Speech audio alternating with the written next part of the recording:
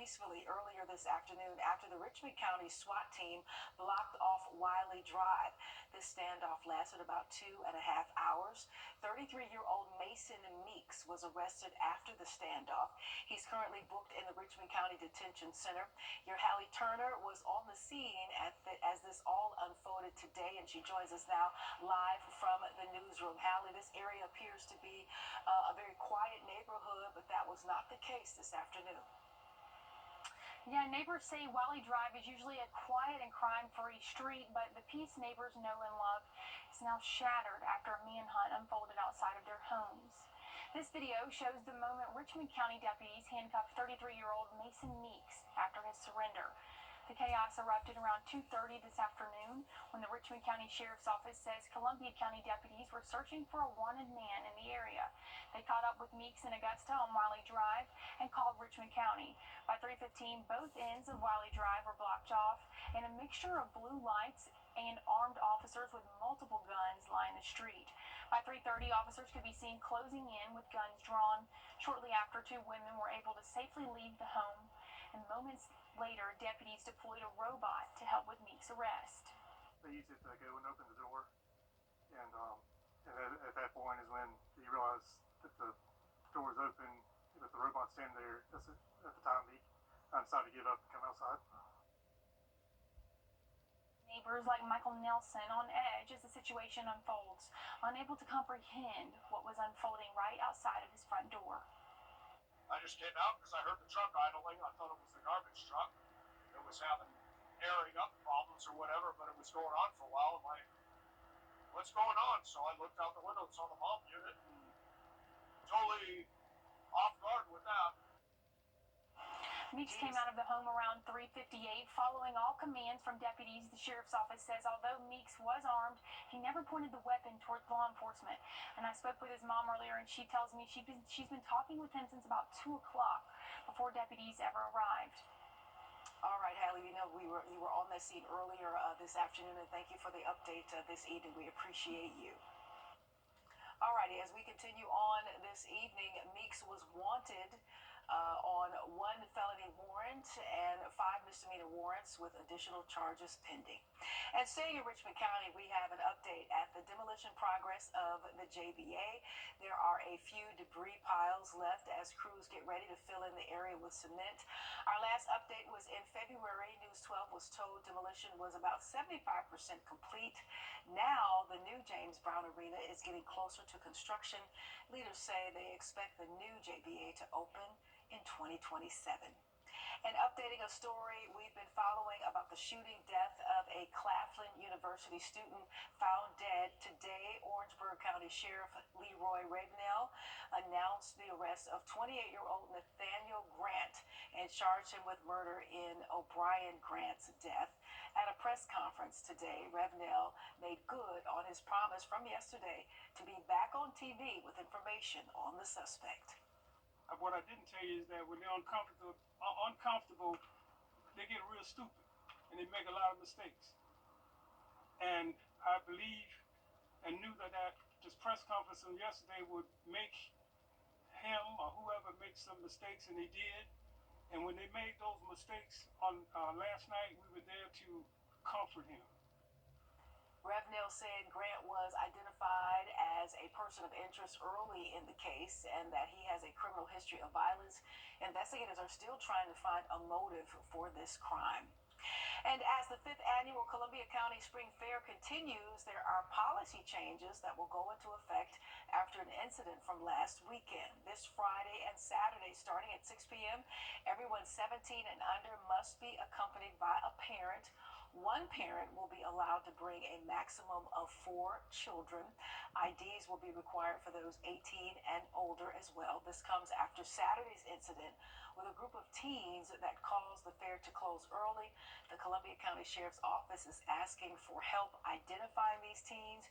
You can take a look at the video on our website, wrdw.com. Mikhail? We're watching out for the potential of some storms for tomorrow that could produce some heavy rainfall, lightning, gusty winds, and even small hail. We'll talk about it in the forecast coming up next. You can find ice-cold refreshment right here at Parker's Kitchen. Cool off with a large fountain drink for just 89 cents. That's a huge sweet tea for less than $1 at Parker's Kitchen.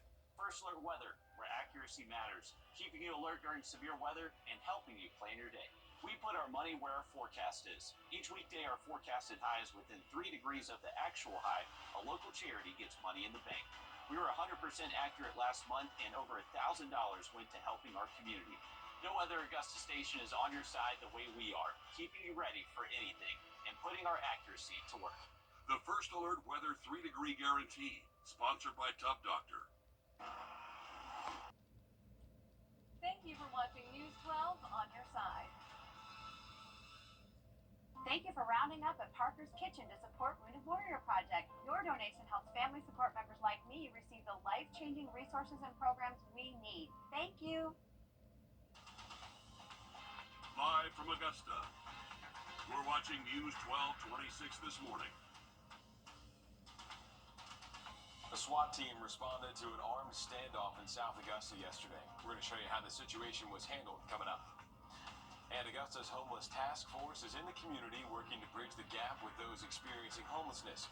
We'll have that and more in just a few minutes. But first, good morning. Thank you for joining us. I'm Nick Proto. 6 o'clock here on our Wednesday morning, halfway through the week. And let's check in with Tim, who's tracking some rainfall out there. Yeah, mainly Edgefield and what's going to be Saluda County here momentarily. From Edgefield to Pleasant Lane up to the Kirksey area. But yeah, in Saluda, and probably within the next 30 minutes, going to hear some downpours coming in. Nothing severe or strong at this point. We do see a Nick. All right, thanks, Tim. People experiencing homelessness is a growing issue in Augusta, and leaders are working to do something about it. Under new leadership, the Homeless Task Force is working with the Sheriff's Office to help bridge the gap to those experiencing homelessness. Your Taylor Martin is live from Gap Ministries on Green Street this morning. Taylor, what's the task force doing to build those relationships? Well, Nick, like you mentioned, they're working with the Sheriff's Office Street Outreach Committee to bridge that gap. Now, twice a month, deputies with the Sheriff's Office Street Outreach Committee will go to various locations across the county to build relationships with individuals experiencing homelessness.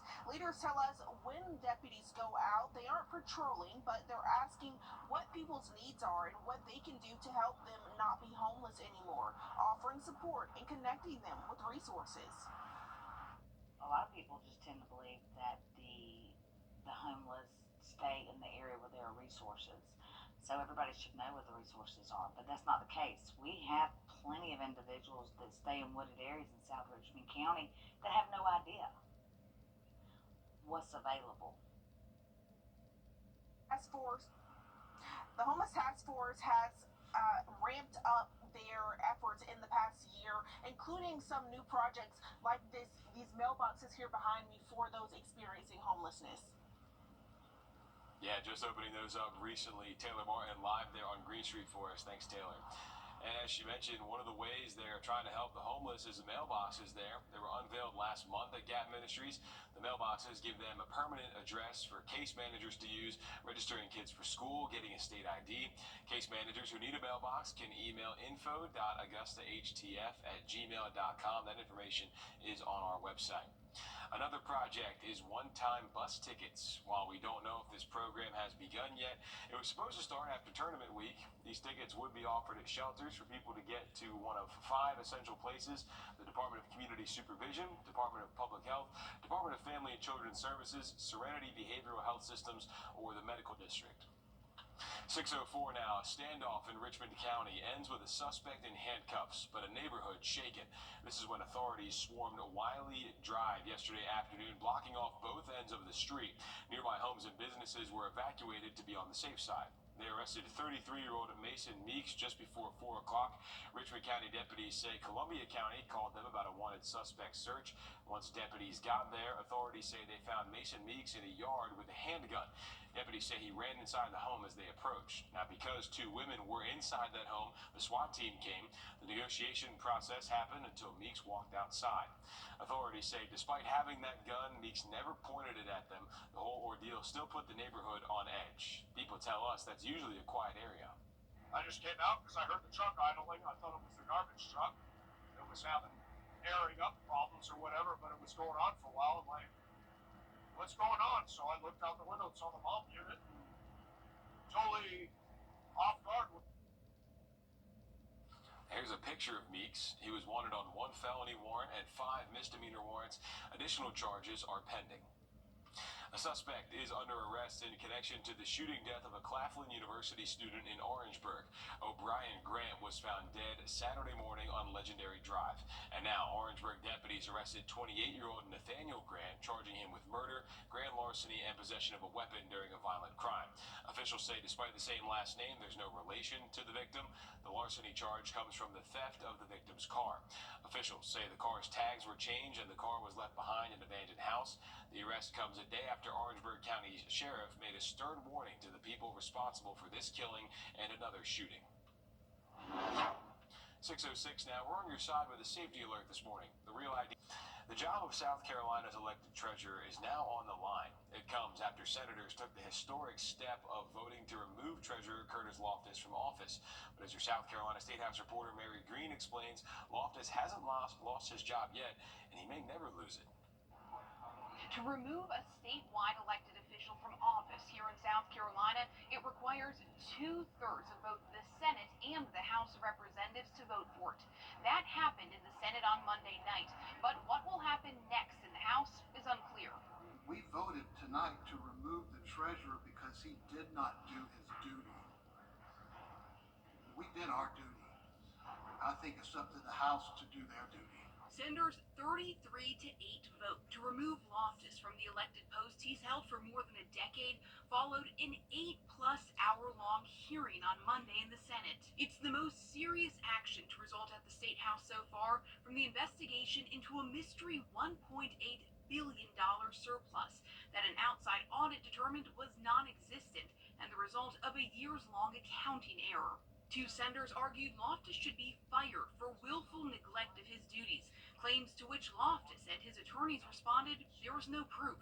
The vote today bears out that the treasurer is responsible and that we are going to hold him responsible for that error. House leaders say they expect to know what they'll do by later this week. We've got to do some research on it, got to take a look at it. It's kind of unprecedented waters around here, and so we're going to take a look at it and see where we go from here and make some decision based on what the caucus wants to do. Because this type of removal has never happened in South Carolina history, the way in which this process should play out is open to interpretation. So it's unclear if the House would also need to hold a hearing on Loftus's removal, or if its members could immediately vote on whether to fire him. The House could also do nothing with the question senators voted on Monday, especially with the legislative session ending early next month, which would keep the treasurer in office. It's definitely a possibility. I mean, there's only 8 days left. So, I mean, depending on there's a whole lot of possibilities with what's going on with that. But certainly there's a possibility that it doesn't get taken up this year. Loftus, meanwhile, has said he plans to seek re-election for a 5th term next year. Reporting from the State House, I'm Mary Green. Governor Henry McMaster told reporters yesterday he believes these proceedings are a waste of time at the State House and that this is a question that should be decided by the voters. While South Carolina... About 6:32, Nick. All right, thanks, Tim. After 4 years, the Homeless Task Force is stepping up to help build relationships with those experiencing homelessness. They're also teaming up with the Richmond County Sheriff's Office to connect better with law enforcement. Your Taylor Martin is live from Green Street this morning, where the task force has already been at work. So, Taylor, what are they doing to help? Well, Nick, through that partnership with the Richmond County Sheriff's Office, deputies are going to various locations across the county to build relationships with those experiencing homelessness. Leaders tell us when deputies go out, they aren't patrolling, but they're asking what people's needs are and what they can do to help them not be homeless anymore. The goal is to offer support and connect them with resources, meeting them where they are. What help they can receive to get off the streets. That there is a shelter that will take them, will get them a shelter clearance and a bus ticket to get there. The shelter's willing to work with people who have jobs. We'll help them get a job. We'll help transport them to a job. So these are things that we focus on as law enforcement officers. Now, the Homeless Task Force has ramped up their efforts in the past year. A couple of the projects they've been working on are these mailboxes right here behind me for those who are experiencing homelessness, as well as bus tickets for those who need to get to services to connect them with resources. All right, Thanks for that update there live on Green Street. Taylor Martin joining us this morning. Let's talk about some of those services she just talked about here. One of the ways the Homeless Task Force is helping those experiencing homelessness is mailboxes. These mailboxes were unveiled last month at Gap Ministries. The mailboxes give them a permanent address for case managers to use, registering kids for school, or getting a state ID. Case managers who need a mailbox can send them an email. We have that information on our website. Another project is the one-time bus tickets. While we don't know if this program has begun yet, it was supposed to start after tournament week. These tickets would be offered at shelters for people to get to one of 5 essential places for free. Those places are the Department of Community Supervision, the Department of Public Health, the Department of Family and Children's Services, Serenity Behavioral Health Systems, or the Medical District. 6:34 now. An armed standoff with SWAT ended with an arrest after more than 2 hours yesterday. Yesterday afternoon, Columbia County deputies were searching for a suspect on Wiley Drive off Mike Paget Highway. The suspect was seen in Richmond County, so deputies there found 33-year-old Mason Meeks, who ran into a home while armed. Deputies say Meeks did not point or raise the gun towards officials. SWAT says they were called in when deputies learned the 2 women were inside the home and evacuated nearby homes as well. Negotiations continued for about 45 minutes, with the 2 women leaving the home about 20 minutes after SWAT was called in. Authorities used a robot to help with the arrest, and just before 4 o'clock, Meeks exited the home with his hands in the air. They used it to go and open the door, and at that point is when he realized that the door was open, and that the robot standing there. At the time, he decided to give up and come outside. And this is a photo of Meeks. He was wanted for a felony warrant and 5 misdemeanor warrants, with more charges pending. The daughter of a man shot in the head in downtown Augusta over the weekend is speaking exclusively with News 12. Authorities say the 2 suspects are here on your screen, 28-year-old Damon Cole and 27-year-old Destiny Reeves. They're accused of trying to lure 61-year-old Tracy Waddle into a vehicle to rob him over the weekend. Instead, authorities say Cole shot him in the head. Now, Waddle's daughter says doctors are preparing her and her mother for the worst. Your Liz Owens has more. And the last words he said to my mom before he walked out of home was, "I love you," and "Bree." He said that basically every time he left. But when 61-year-old Tracy Waddle didn't come home Saturday night, Brianna started to worry. I was scrolling through Facebook, trying to, I was hoping that I would get a call. I was trying not to freak out. And I saw a headline that said a 61-year-old Edgefield man had been shot in the head. Brianna and her fiance Jacob have spent the last 3 days by her father's side in ICU. You prepare yourself for things, but you can't prepare yourself for everything. And this is one of those things you can't. Deputies found her father shot in the head early Saturday morning, just as the bars were closing downtown. What all did you hear about that night? I've heard mixed stuff. I'm not really sure what is accurate yet. Investigators believe 28-year-old Damon Cole and 27-year-old Destiny Reeves plan to rob her father. Preliminary investigative findings indicate that Reeves approached him and led him to a nearby parked vehicle where Cole was hiding. As Waddle neared the vehicle, investigators say Cole emerged and shot him. The hurt I feel is deep. The anger I feel is really deep, and I can't lie about that. There's anger there. There's a lot of anger there. Angry her father won't see her graduate college in a few weeks. Angry he won't walk her down the aisle this summer. He loves me. He give you the shirt off of his back. Angry that violence, Above all else, that he didn't deserve this. not a disease, After he got, his cancer diagnosis, I think he kind of had to live it to the fullest lifestyle. now threatens to cut her father's life short. Brianna tells us she's very thankful to deputies for being proactive, which led to the immediate arrest of Cole and Reeves. Both are charged with aggravated assault, criminal attempt armed robbery, and possession of a firearm during the commission of a crime. Additionally, Cole is charged with possession of a firearm by a convicted felon. 6:38 now. The Columbia County Spring Fair is in full swing, but there are some policy changes you should be aware of if you're heading there. After disruptions last week, this Friday and Saturday, any guest under 17 years old must be accompanied by a parent. Deputies say on Saturday, several large fights at the fairgrounds forced the fair to close early. One parent will be allowed to bring in 4 kids. And and IDs will be checked for those 18 or older before entering. The next time you drive through downtown, you're not going to see any trace of the old James Brown Arena. In this video, everything is just about gone. This is some older video we got. The ticket booths are actually now gone too. Crews are now preparing to fill in the area with ground cement made from the old JBA. We last heard an update from leaders in February who said demolition is about 75% done then. The new JBA is expected to open in 2027 with the hope it will be used for spring graduations that year. And we have an update to the progress of the North Augusta High School athletic complex and construction. Aiken County Public School District released these photos and renderings at a meeting last night. Right now, crews are working on the baseball and softball fields, and the turning lanes on Knobcone Avenue are installed but not yet done. The complex is expected to be done next year. The new Freddy's Frozen Custard delayed its opening to Friday. That new location was supposed to open yesterday morning, but officials postponed the grand opening. The new location is on Charlestown Way off Washington Road west of I-20. Freddy's will be open from 10:30 a.m. to 10 p.m. Sunday through Thursday, 10:30 a.m. to 11 p.m. Friday and Saturday. This is the second location in the CSRA after the one in North Augusta opened about 2 years ago. Georgia's near-total abortion ban is causing some confusion. We're going to take a look at what doctors are doing after this. And we've got a pretty decent look here outside at Beach Island Cam. The cloud cover in some locations and tracking rain early this morning.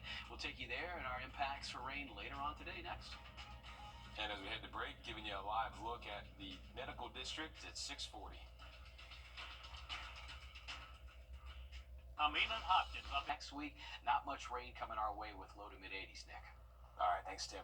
Georgia's restrictive abortion ban is leading to confusion in the medical field. A new survey reveals the near-total ban on abortion is causing doctors to wait to treat women facing serious complications during pregnancy.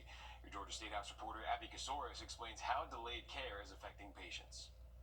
Georgia's Right to Life Act means women cannot get an abortion after a heartbeat is detected around 6 weeks. There are some exceptions, like when the life of the mother is at risk.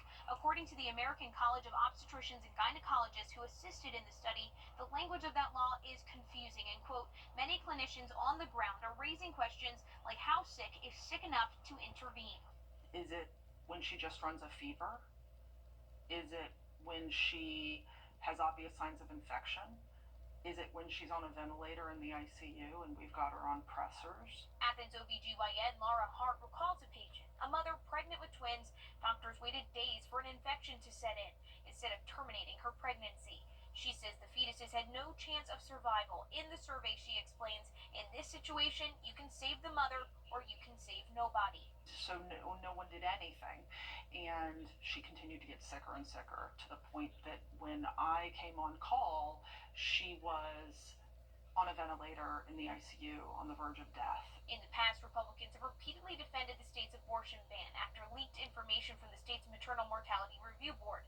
News nonprofit ProPublica reported the board determined the deaths of 2 Georgia mothers who died from abortion complications were preventable.